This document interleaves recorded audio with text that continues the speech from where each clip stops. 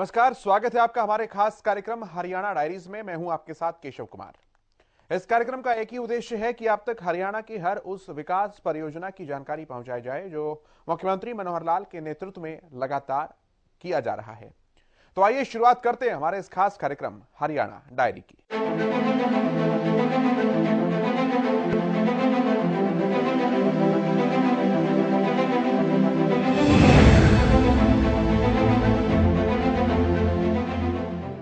मुख्यमंत्री मनोहर लाल ने फरीदाबाद महानगर विकास प्राधिकरण की 2 जल आपूर्ति परियोजनाओं का उद्घाटन करने के साथ ही उन्हें फरीदाबाद की जनता को आज समर्पित किया।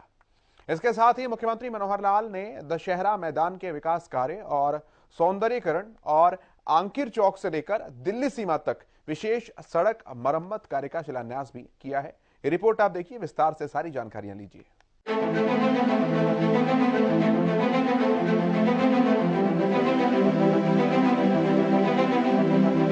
हरियाणा की मनोहर सरकार के नेतृत्व में प्रदेश में तेजी से विकास हो रहा है। हर क्षेत्र में सरकार की तरफ से काम करवाया जा रहा है। इसी कड़ी में मुख्यमंत्री मनोहर लाल फरीदाबाद पहुंचे, जहां सीएम मनोहर लाल ने फरीदाबाद महानगर विकास प्राधिकरण की 2 जलापूर्ति परियोजनाओं का उद्घाटन करने के साथ ही उन्हें फरीदाबाद की जनता को समर्पित किया। साथ ही उन्होंने दशहरा मैदान के विकास कार्य और सौंदर्यीकरण और साथ ही अंकिर चौक से दिल्ली सीमा तक विशेष सड़क मरम्मत कार्य का शिलान्यास भी किया। इस मौके पर मुख्यमंत्री मनोहर लाल ने पुराने समय के फरीदाबाद को याद करते हुए कहा कि हरियाणा में तेजी से विकास हो रहा है। गुरुग्राम और फरीदाबाद की तस्वीर बदली है और एफएमडीए बनने के बाद फरीदाबाद में तेजी से विकास हो रहा है। आज के समय में फरीदाबाद कई मामलों में गुरुग्राम से आगे निकल चुका है। लेकिन शुरू में काम में कठिनाइयां आती थी, सब कठिनाइयां उस समय की हमको जानकारी है। धीरे धीरे उनके ऊपर हमने पार पाया है। एक बार तो फरीदाबाद भले ही सबसे बड़ा औद्योगिक नगरी थी हरियाणा की, लेकिन गुड़गांव थोड़ा आगे निकल गया था। कुछ कारण थे, लेकिन समय अपने आप चक्कर बदलता है। गुड़गांव की एक सीमा पहुंची, उसके बाद लोगों को लगा कि नहीं, गुड़गांव के बाहर भी निकलना चाहिए। ये बदरपुर का जो नेक था वो थोड़ा ठीक हुआ, सड़कें अच्छी बन गई, फिर लोगों ने फरीदाबाद की तरफ फिर दोबारा से बढ़ना शुरू किया। आज खुशी इस बात की है कि कुछ मामलों में तो फरीदाबाद गुड़गांव से भी आगे निकल गया। बहुत विस्तार हो रहा है और उस विस्तार के नाते ही जो एजेंसीज, जो संस्थाएं पहले काम करने वाली थी, उसको और कैसे मजबूत किया जाए, सुदृढ़ किया जाए, आगे भी बढ़ रहे हैं। पहले यहाँ एचएसवीपी, जिसको पुराने समय में हुडा विभाग कहते थे, एमसीएफ कॉर्पोरेशन, ये भी काम करती थी। लगा के बहुत काम डिले हो रहे हैं, काम को गति कैसे दी जाए, तो फिर हमने एफएमडीए भी बना दिया।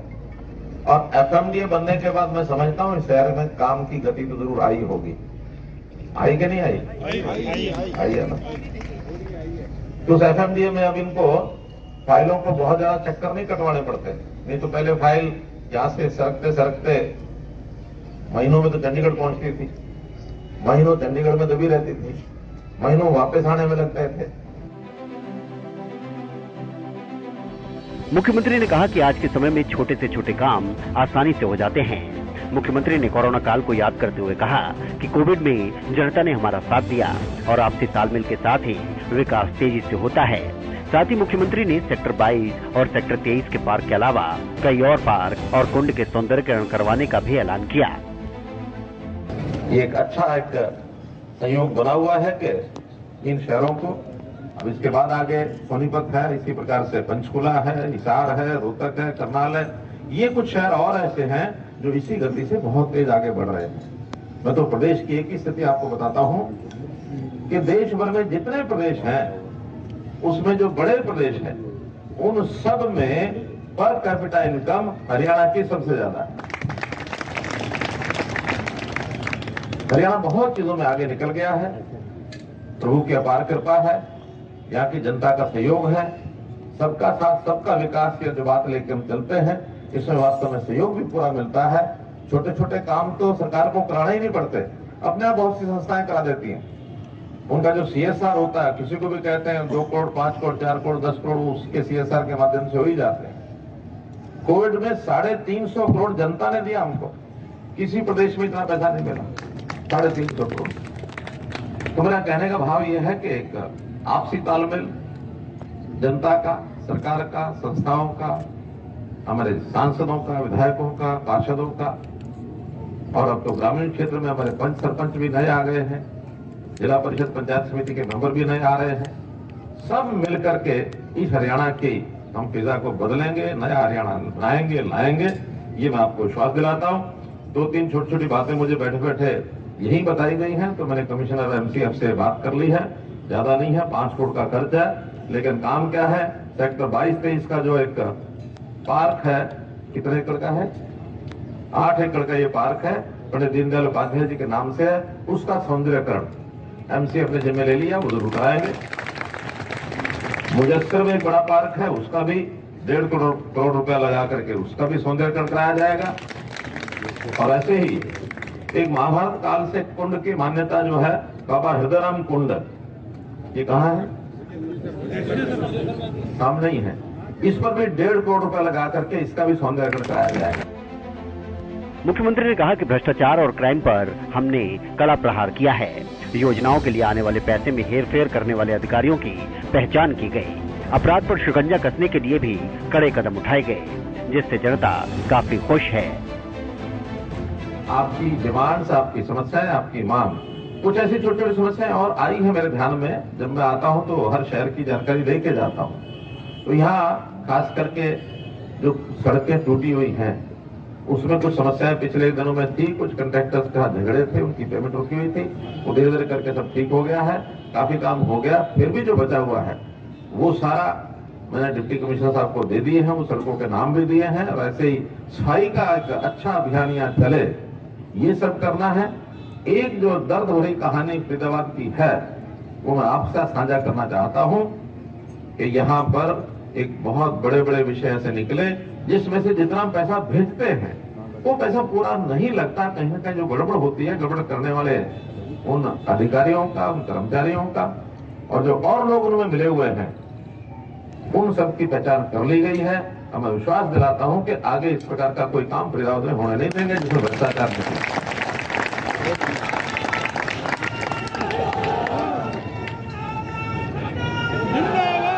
वैसे तो हमने पूरे हरियाणा में गैंगस्टर्स हैं, गलत धंधे करते हैं, इन सब को कसना शुरू कर दिया है।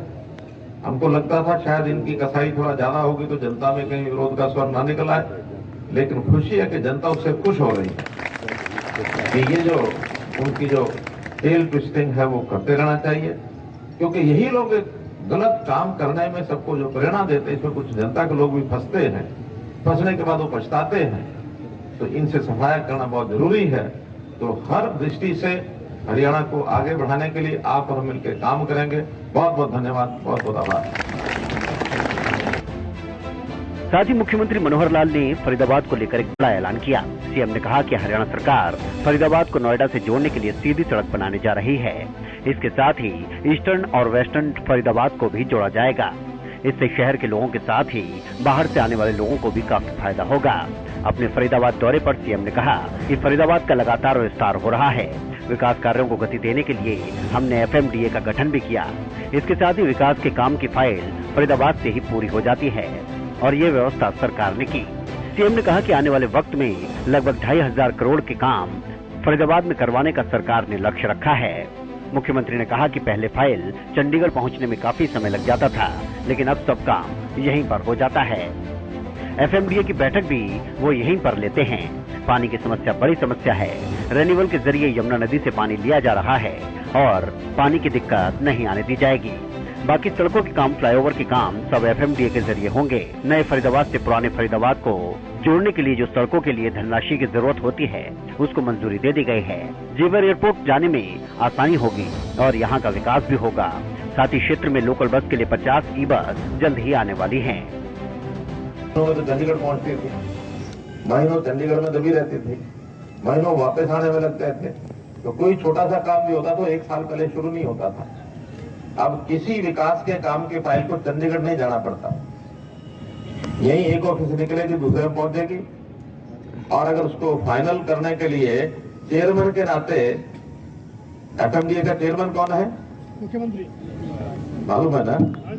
तो चेयरमैन के नाते मैं मीटिंग में यहीं आके लेता हूँ, चंडीगढ़ नहीं बुलाता हूँ इनको। ये स्पीड बनी है काम की। अभी जैसे आज ही इन्होंने 4 प्रोजेक्ट, हालांकि छोटे प्रोजेक्ट हैं, बड़े नहीं हैं, 26 करोड़ के हैं, लेकिन महत्वपूर्ण बात यह है कि यहाँ की जो समस्या है उसमें पानी की बहुत बड़ी समस्या है। विस्तार हो रहा है शहर का, तो पानी को सदुपयोग करने के लिए सिस्टम सारे बनाए जाते हैं। हमारा सौभाग्य है, संयोग से यमुना नदी वो हमारे किनारे पर ही निकलती है, तो यमुना नदी में से रेन्यूअल के द्वारा पानी लेना ये बहुत कठिन नहीं है। इसलिए अभी तक शायद 25-30 रेन्यूअल लग चुके हैं। आगे भी स्कोप है, जितना पानी चाहिए आपको रेन्यूअल से पूरा पानी मिलेगा, कभी पानी की कमी नहीं आएगी, फिर और कितना ही बड़ा हो जाए। सड़कों के काम, अंडरपास के काम, फ्लाईओवर के काम, अब ये सारे लगभग एफएमडीए के द्वारा ही किए जाएंगे। इन्होंने पिछले 1 साल में 11 ऐसे प्रोजेक्ट जो वाटर सप्लाई के ज्यादातर हैं, उसमें कुछ सड़कों के हैं, 56 करोड़ के इन्होंने काम कराए हैं। और आगे की बहुत बड़ी योजना, क्योंकि एफएमडीए भी बनाई है, अभी ये शिशु हालत में है, छोटा है, बड़ा नहीं हुआ है, तो पैसे भी इकट्ठे करने पड़ते हैं, काम को पार भी, यानी काम को तारीख पे जाना पड़ता है, सब उसकी योजना बनानी पड़ती है। तो अगले 1 साल के लिए जो महत्वाकांक्षी योजना एफएमडीए की है, उसमें 23, 25 और 73 करोड़ के काम इन्होंने अगले 1 साल के लिए तय किए हैं, 2500 करोड़ से भी ऊपर। और उसमें मुख्य काम फरीदाबाद से नोएडा एक सड़क 504 करोड़ रुपए की, तो वो बनेगी, बहुत कठिनाई नहीं आएगी। अभी भी चले तो जाते हैं भीड़ी भीड़ी सड़कों पर, लेकिन नई सड़क बनेगी। ऐसे ही ईस्टर्न फरीदाबाद और वेस्टर्न फरीदाबाद, यानी नया फरीदाबाद और जो ओल्ड फरीदाबाद जिसको कहें एनआईटी और ये सब, इनके रास्ते, खास करके जो रोड है और मेट्रो है उसके नीचे से अंडरपास, ये भी 2 लिंक 300 करोड़ रुपए उसके लिए भी मंजूर हो गए। रेन्यूअल जैसे मैंने बताया 12 रेन्यूअल हैं, 64 जो पुराने बंद पड़े हुए ट्यूबवेल हैं उनको पानी की सप्लाई में बढ़ाई जाएगी। कुछ सीसी रोड्स, ये सड़कों के सेक्टर्स की जो डिवाइडिंग रोड्स हैं वो बनेगी। जेवर एयरपोर्ट का एक रास्ता वो भी मंजूर हो चुका है। बहुत जल्दी जेवर एयरपोर्ट, आपको दिल्ली एयरपोर्ट की बजाय जेवर एयरपोर्ट जाने में आसानी होगी बजाय दिल्ली एयरपोर्ट के, तो उसके कारण से भी फरीदाबाद का जो विकास है ये पर्याप्त होगा। इसी प्रकार से यहाँ जो लोकल बसेज हैं, जो नगरीय जो ट्रांसपोर्ट है, 50 ई बसेज वो भी बहुत जल्दी आने वाली हैं, उसकी वो हो गया, टेंडर हो गया है। और ऐसे नए जो एक बस का टर्मिनल सेक्टर 61 में वो भी बनाया जा रहा है। तो इस प्रकार से लगभग 2500 से ऊपर करोड़ की योजनाएं यहाँ के लिए पारित हुई हैं। फिर भी छोटे बड़े काम जब भी चाहे यहाँ के विधायक बनाएंगे, बताएंगे, हमारे यहाँ के केंद्रीय मंत्री सांसद श्री कृपाल गुर्जर वो स्वयं भी ध्यान करते हैं। जनता की ओर से कोई भी सुझाव में डिमांड आएगी, या जब कारपोरेशन का नया स्वरूप बन जाएगा, अभी तो कारपोरेशन का चुनाव होना है ना, तो जब वो बन जाएगा फिर जनप्रतिनिधि वहां भी होंगे, पार्षद होंगे, मेयर, सीनियर डिप्टी मेयर सब होंगे। ऐसे सबकी ओर से जो भी विषय आएंगे फरीदाबाद में कोई कमी नहीं छोड़ी जाएगी, क्योंकि फरीदाबाद और गुड़गांव ये हमको पैसे की कमी नहीं आने देते, कभी नहीं आने देते। ये दोनों शहर फल फूल रहे हैं, उद्योग आगे बढ़ रहा है, यहाँ व्यापार भी आगे बढ़ रहा है, टैक्स भी पर्याप्त आता है। तो जब इतना एक दुधारू गाय हमारे लिए है, तो फिर हम भी चारा उसका खाना पीना उस गाय का पूरा करेंगे ही।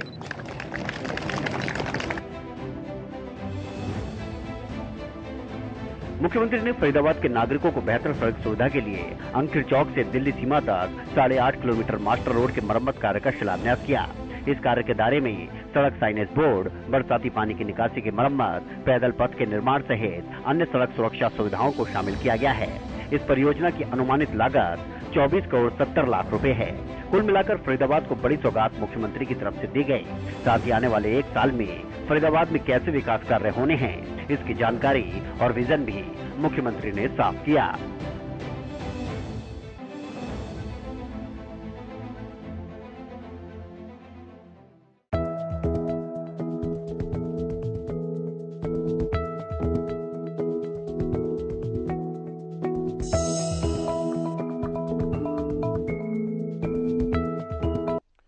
मुख्यमंत्री मनोहर लाल ने कृषि एवं किसान कल्याण विभाग की अतिरिक्त मुख्य सचिव डॉक्टर सुमिता मिश्रा की किताब लम्हों की शबनम का विमोचन किया। इस मौके पर मुख्यमंत्री मनोहर लाल ने किताब की तारीफ भी की और लेखक की भी तारीफ की। रिपोर्ट आप देखिए।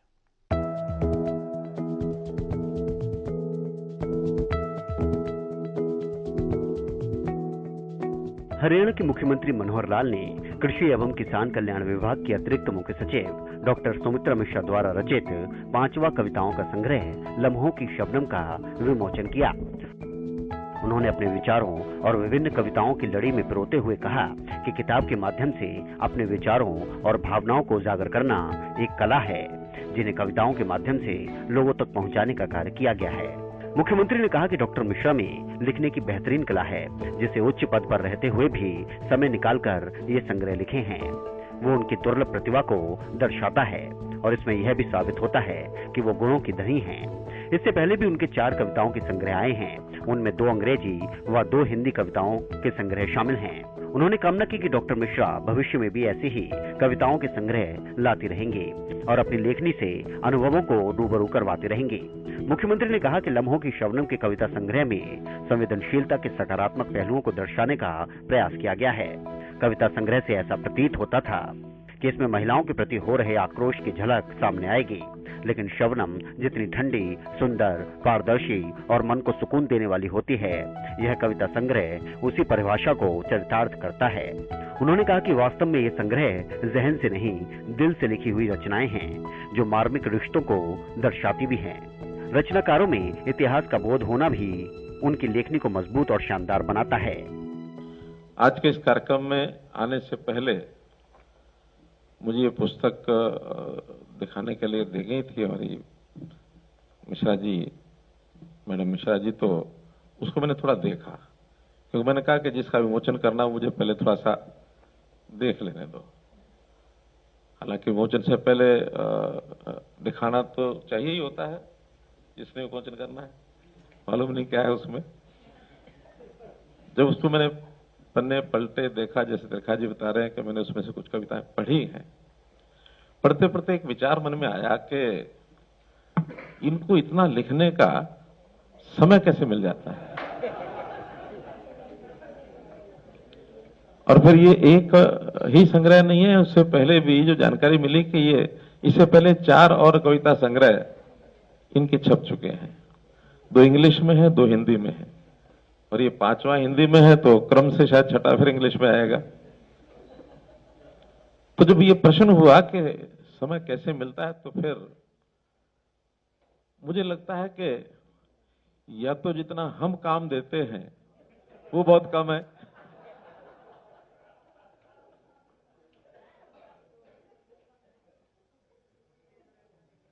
नहीं मुझे तो स्कोप मिल गया और या फिर इनकी योग्यता, काबिलियत इतनी अधिक है कि जितना भी काम दे लो उसमें से भी समय निकाल करके कविताएं लिख लेती।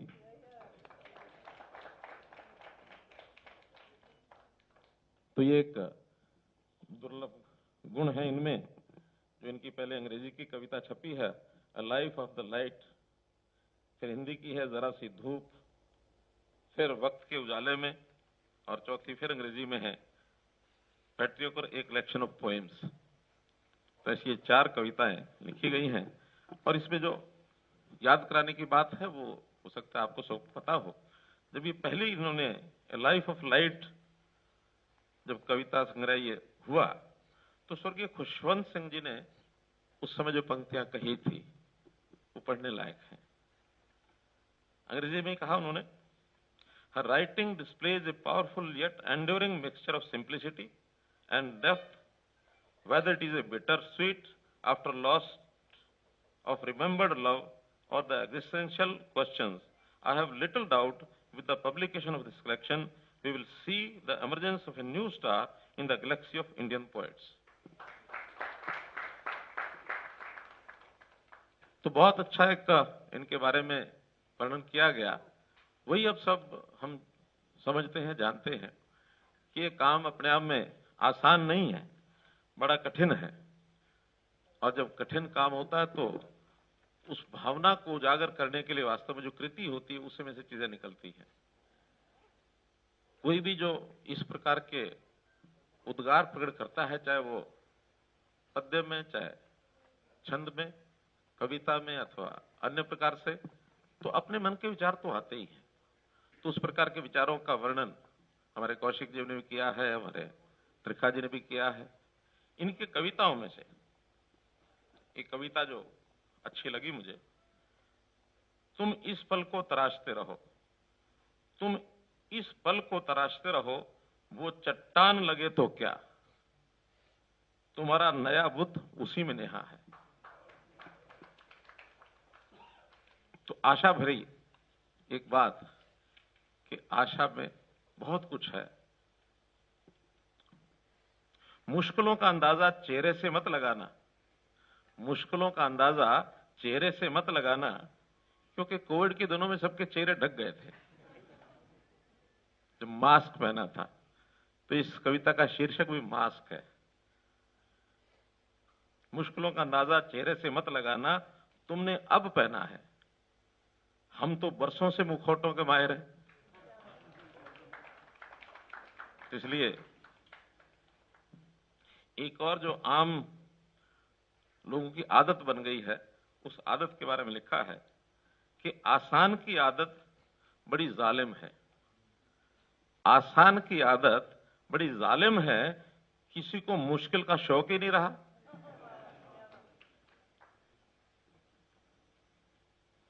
अगली कविता, हर एक ख्वाब की मियाद। वो कहते हैं ख्वाब आते हैं, सबको आते हैं, लेकिन हर एक ख्वाब की मियाद ये तय होनी चाहिए। हर एक ख्वाब की मियाद तय होनी चाहिए, चाहे पूरा हो या अधूरा हो, बेमियाद नहीं चलना चाहिए। ख्वाब है, कभी तो उसको या तो पूरा हो, नहीं तो छूट जाए।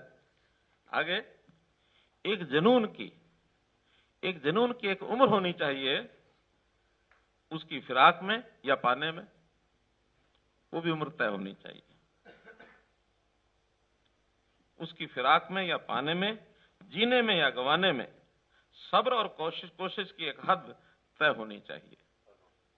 सब्र की और कोशिश की एक हद तय होनी चाहिए। मित्रों, कविताओं का संग्रह अपने आप में बहुत कुछ बोल जाता है। व्यक्ति का जो हौसला है उसके बारे में भी बहुत सी कविताएं ऐसे लिखी गई हैं कि कितना हौसला उसमें हो सकता है, कितनी ऊंची उड़ान भर सकता है। एक कवि ने लिखा, मनुष्य तो बड़ा महान है, मनुष्य तो बड़ा महान है, तू जो चाहे पर्वत पहाड़ों को फोड़ दे, तू जो चाहे पर्वत पहाड़ों को फोड़ दे, तू जो चाहे नदियों के मुख को भी मोड़ दे, तू जो चाहे माटी से अमृत निचोड़ दे, तू जो चाहे धरती को अंबर से जोड़ दे। ये मनुष्य की महानता के बारे में कहा गया कि मनुष्य अपनी ताकत इसको पहचाने। जैसा कहते हैं कि भगवान राम जब श्रीलंका जा रहे थे सीता माता की खोज में, तो बीच में समुद्र आ गया, और समुद्र नहीं, उससे पहले की घटना है जब हनुमान जी को कहा गया कि पता लगा के आओ सीता माता का। तो वो जब जा रहे थे तो समुद्र आया, लंका जाना था, श्रीलंका जाने के लिए समुद्र को पार करना था। वो थोड़ा घबरा गए, इतना बड़ा समुद्र। तो कहते हैं उस समय उसकी घबराहट को देख करके ऋषि जामवंत आए, और ऋषि जामवंत ने उनको याद कराया तुम कितने महान हो। उस मानता के आधार के ऊपर जिन्होंने याद आया तो एक छलांग में वो समुद्र को पार करके श्रीलंका पहुंच गए। मनुष्य की महानता के बारे में एक कविता लिखी। उसी में बैठे बैठे कुछ लफ्ज ध्यान में आए कि शब्दों में यदि जान हो, कविता के शब्दों में यदि जान हो, तो सोए को जगा दे, जगे को बैठा दे, बैठे को उठा दे, उठे को चला दे, चलते को दौड़ा दे और दौड़ते को उड़ा दे।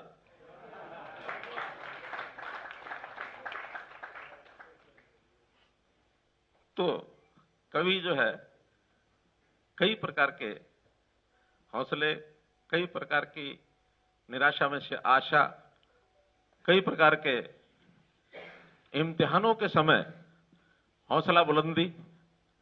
ये भी एक कविता जो मैंने पढ़ी उन्होंने कहा कि लो और इम्तिहान लो।